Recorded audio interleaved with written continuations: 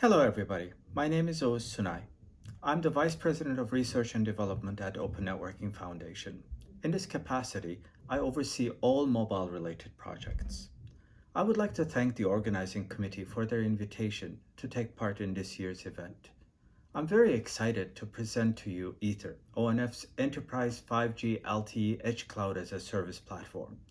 In less than a year, we have advanced on Aether rapidly, all the way from innovation and architectural design to rounding up the ecosystem, development, and operationalization.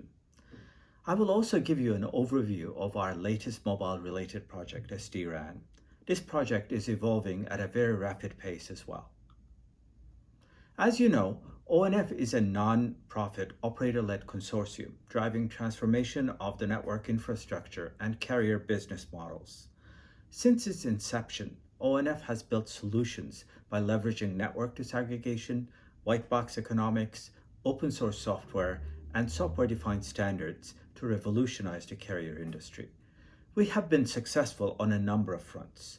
We have started with the packet switching industry by delivering ONOS, our SDN controller, and associated control applications we call Trellis, as well as Operflow specifications. We have then led the evolution of this architecture by bringing full forwarding pipeline programmability with P4 and P4 runtime. We have successfully disaggregated and SDNized broadband networks with SIBA. We have also done the same for the optical transport networks with ODTN. Currently, one of the main focus points at ONF is to contribute to the disaggregation and SDNization journey the mobile networks are going through. Let me quickly go over what I mean by disaggregation, virtualization, SDN, and distributed cloud in this context. Consider this high-level illustration of a mobile network.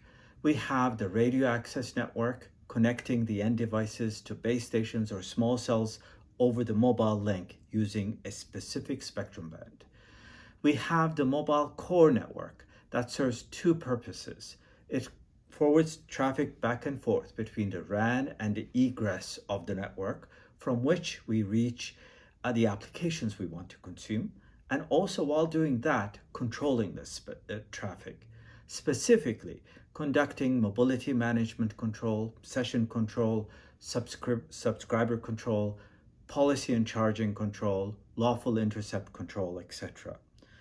Disaggregation of the mobile network starts from the mobile core. The first step is the disaggregation into control and user planes.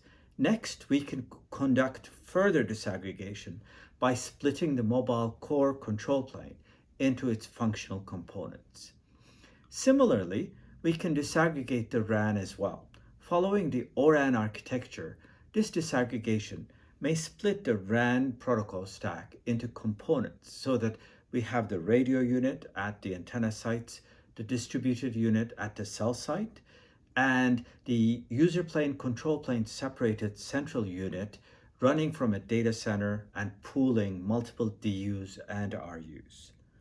And once disaggregated, we can then softwareize these network functions so that the VNFs can run on commodity hardware.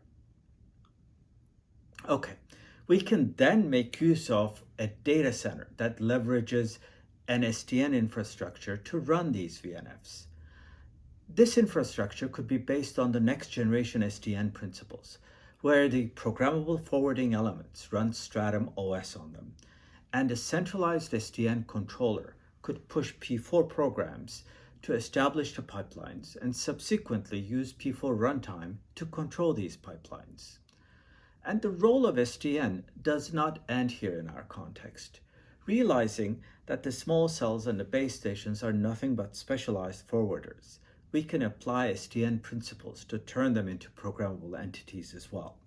Then, the radio resource management components in the RAN protocol stack could be centralized to run as SDN applications on a RAN-specific controller.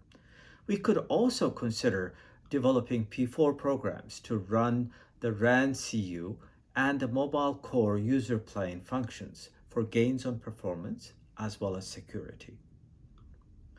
So we have disaggregated, virtualized network functions for mobile connectivity and software-defined control of the access network. Now they can all run from data centers.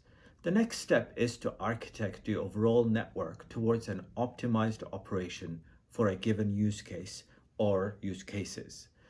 This means deciding where to run which component and transform some of these components so that they can start pooling others that are running in a more distributed manner.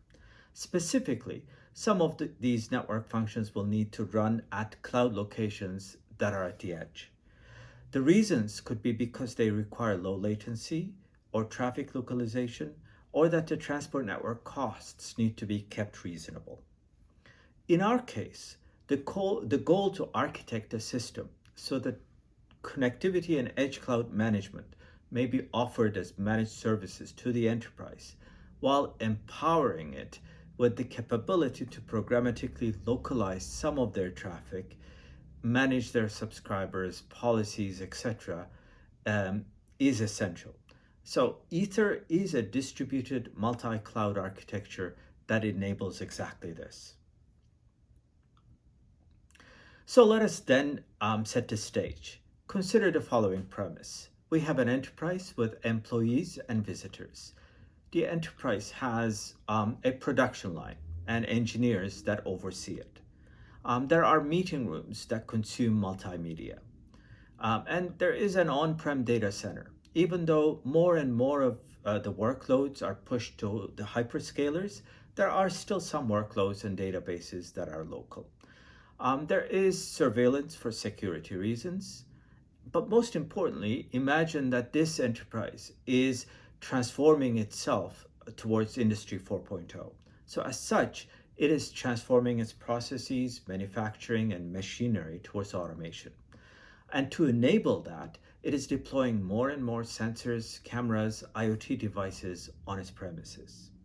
So to this environment, Aether brings two distinct components. An Aether connected edge, which is effectively a micro data center leveraging an SDN infrastructure and running Kubernetes. Aether connected edge is constructed using commodity white box components. And the second is the suite of small cells to provide coverage and capacity for the private network. Now, depending on the use case, these small cells may be operating an operator's license band spectrum, or CBRS in the States, or an enterprise's own license spectrum for private use in other countries. Included in Aether is also ONF's open source mobile core, OMEC, that is distributed between the edge and the public cloud. OMEC has been architected to allow its control plane. We call this the Aether Connectivity Platform, to oversee multiple user planes, each one running on a distinct Aether connected edge at a potentially different location. The presence of the mobile core user plane at the edge allows for a local breakout, which in turn empowers the enterprise to programmatically keep some of its traffic local. Since Aether includes its own mobile core, it also provides the enterprise SIM cards to enable private network connectivity. Aether also has an Aether management platform that conducts operational control and central monitoring of all Aether connected edges. The platform also conducts lifecycle management for these edge locations.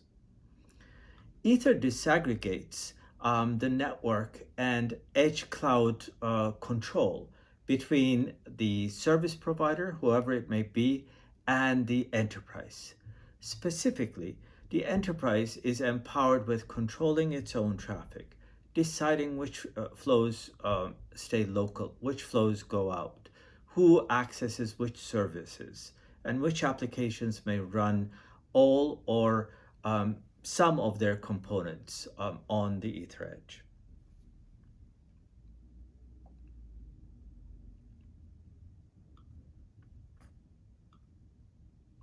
Then, on the enterprise premises, we have small cells and an Aether edge. The Aether edge hosts mobile core user plane workload, which is controlled centrally from the public cloud, giving us connectivity as a service. Aether also enables connectivity to all public clouds. Further, the edge components of the machine learning and artificial intelligence platforms that are available on public clouds run on Aether today. This means that the edge components of applications that leverage these platforms and their APIs can natively run on Aether. Aether can also run any other enterprise edge application that can run on Docker containers. Through a central platform, Aether enables enterprise edge management and control. And a work in progress, Aether will soon enable network slicing with slicing policies, slice traffic flow rules, and per slice subscriber mapping, all controlled by the enterprise through a portal.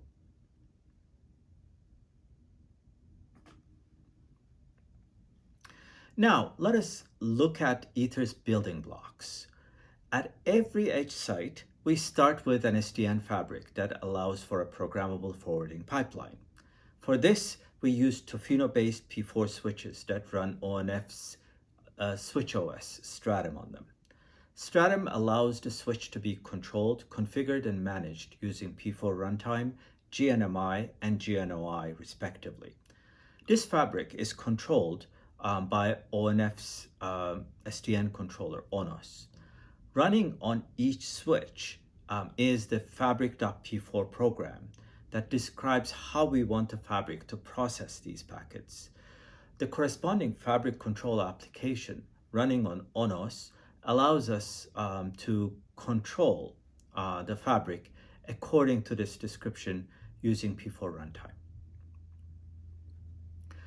Running on these switches is the in-band network telemetry framework, or the INT, that allows the collection and reporting of network state by the data plane without requiring intervention or work by the control plane. This is an important piece since it enables us to collect fine-grained measurements from the fabric, which will then be used for network verification and closed-loop control. All of this is happening at each edge site. The software components on us, the applications, the telemetry collection platform, and the verification platform are all containerized. And they need compute and memory resources for a scalable and elastic operation. This means we need servers and a container management platform. This is Kubernetes for us. And our edges are 4G, 5G connected. This means we need small cells connected to this fabric. Now, mobile connectivity, as you all know, requires the mobile core network and the user plane and control plane separated OMEC is the core network for Aether. So in our context, we realize the user plane, that the local breakout, using the P4 paradigm, so we can bring programmability and INT to the mobile network as well. So this is done with an extension on the fabric.p4 program running on the switches and a corresponding ONOS application that not only controls the user plane using P4 runtime, but it also interfaces with the mobile core control plane for 4G and 5G specific control operations. The corresponding mobile core control plane runs from the central cloud, and in the Aether context, we call this the Aether connectivity platform. So this could be a hyperscaler cloud or a central cloud, a telco cloud, a private enterprise cloud, etc. And we also SDNized the 4G, 5G RAN. So this effectively means disaggregating the RAN and then further disaggregating most of the radio resource management functions that control the mobile link from those disaggregated components and realize them as SDN applications running on an a RAN optimized SDN controller that we are developing using Oguz as the baseline. So with this, we have an operational Ether connected edge, but we would like to have many edges in the network. So when you have many distributed edges, a centralized management platform becomes necessary to operate this network. For this purpose, we have the Ether management platform. Ether has been operational since December of last year. The first ACE has been at ONF's Menlo Park office with the connectivity platform and the management platform running in a highly available manner from Google Cloud's US West server farm. We rapidly expanded the network with more ACEs around the globe. We now have one at Intel Labs in Hillsboro, one at ONF's Tucson office, one in AT&T's 5G lab in Atlanta, one at an NTT office in Osaka, Japan, and also two European locations, one in Telefonica in Madrid, and one in Türk Telekom in Istanbul, Turkey. The last addition has been Ciena's 5G lab in Montreal, Canada. All of these sites, the SDN fabric is Openflow based. And starting with our Menlo Park Ether connected edge, we are indeed now bringing P4 programmability to Ether.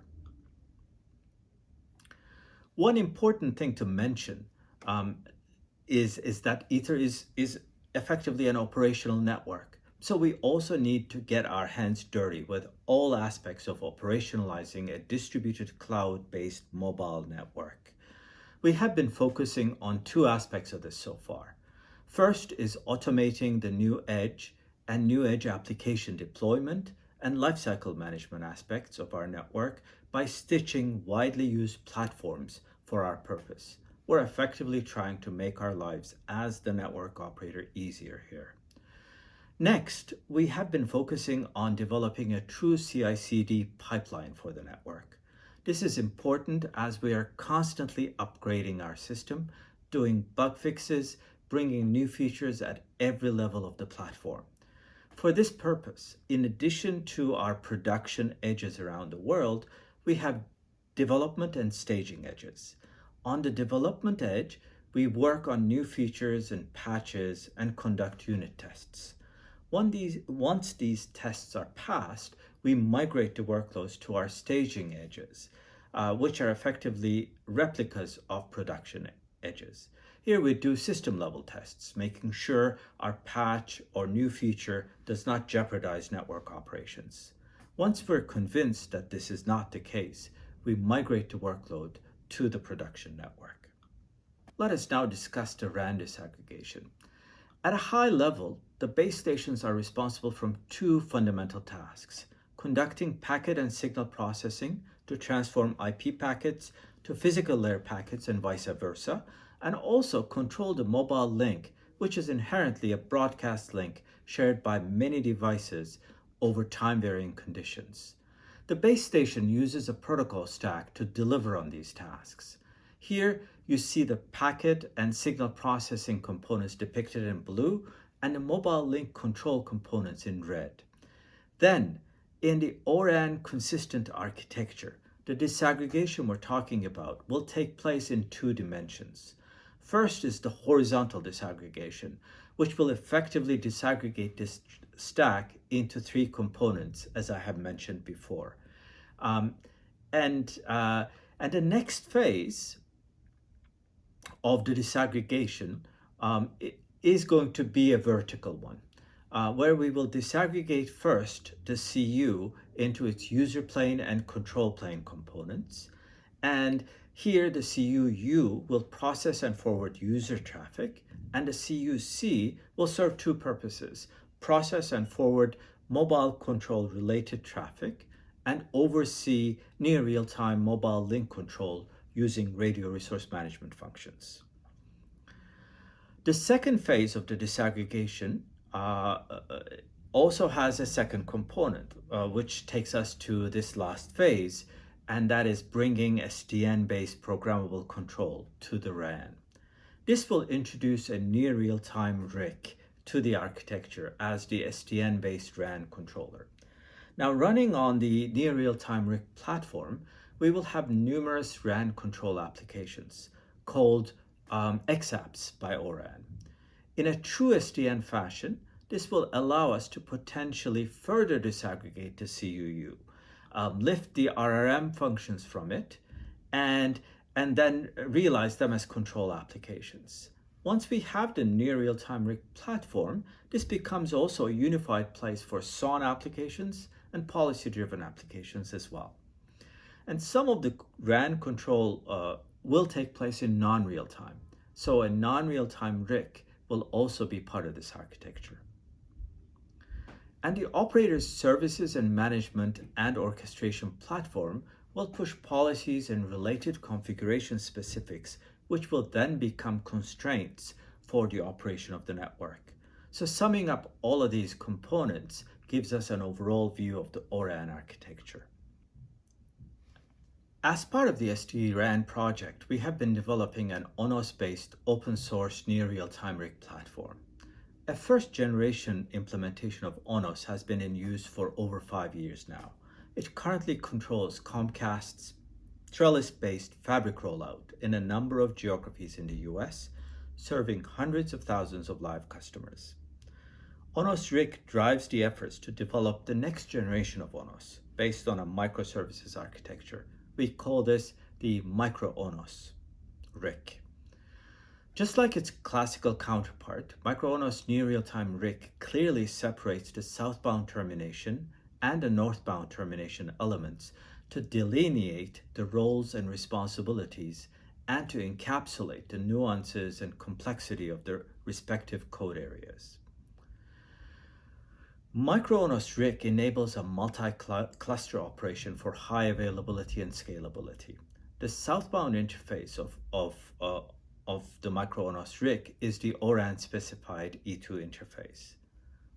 All of the services in micro-ONOS near real-time RIC are written in Go, and they leverage the widely used and adopted cloud interfaces of protobufs and gRPC for the internal inter-service communications. Our RIC uses state persistence and distribution strategies appropriate for the time-varying nature of the mobile network state. The time-varying network state is maintained in two categories in our RIC: the topology and the telemetry. The distinction here lies in the timescale at which the information is actually still valid. For static and slowly changing components, a distributed key value store is used. It is our own atomics in this case. Atomics provides us with the primitives for scalability and high availability. For fast time-varying information, a time series database is utilized. And we have an interim open API interface on which we run two simple skeletal XApps, a handover application as well as a mobility load balancing application. And since there are no ORAN architecture consistent E2 node products in the market yet, we have also developed an emulation platform on which we conduct development, testing, and bug fixes. Our work on the SD-RAN project is ongoing in collaboration and interaction with a large number of partners, including China Mobile and China Unicom. So this brings me to a few key takeaways. Aether is ONF's open enterprise 5G LTE Edge-Cloud-as-a-Service solution that seamlessly combines private mobile connectivity to an edge cloud and conducts combined orchestration. It is the first of its kind. Aether has a central edge cloud management and control platform overseeing all edges. It can run from any central cloud where one can run Kubernetes. Aether's mobile core control plane for connectivity runs from the public cloud, while its user plane runs at the edge. The control plane oversees many user planes, each hosted at a different enterprise location, enabling connectivity as a service. Aether is part of a multi-cloud solution for enterprises. As such, it enables connectivity to all central clouds. It has the capability of hosting third-party edge applications. And these applications may leverage hyperscaler platforms such as Google Cloud's AI or Azure's IoT Edge platforms. And Aether natively supports the APIs that these platforms present.